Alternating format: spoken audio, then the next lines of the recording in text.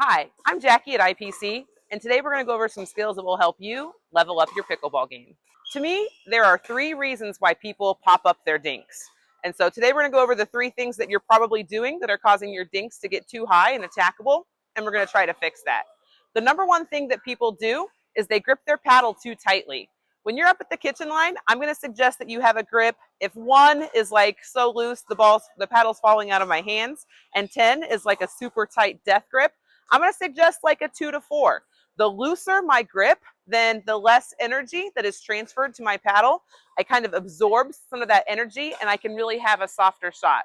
The number 2 thing that you're probably doing when you're popping up your dinks is that you're probably using a lot too much wrist. So when I use my wrist, it has like all of these different, 360 degrees. There's a lot of variables there.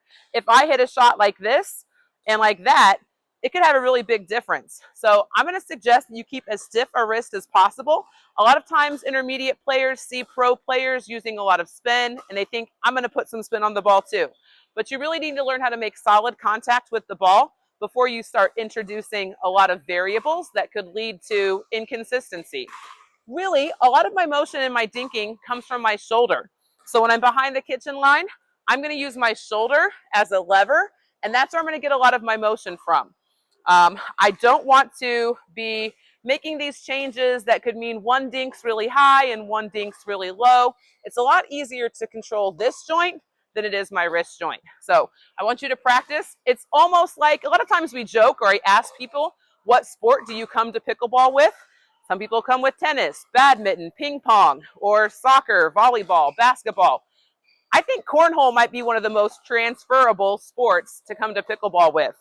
I'm going to have my basic athletic position, and it's almost like a cornhole type motion that I'm going to make. That really eliminates all kinds of different variables and will help me get a really consistent dink shot. So I'm going to loosen my grip, and I'm going to use my shoulder instead of my wrist to get consistency. The third thing that people do that pops up their dink shots is they don't move their feet, right? Once that ball drops into the kitchen or the non-volley zone, I don't have to stay back here and reach for the ball. I can go in after it and then get myself back out into a ready position. So remember and be prepared that when the ball bounces, I'm going to need to move my feet or make some small adjustments, and then I'm going to regroup.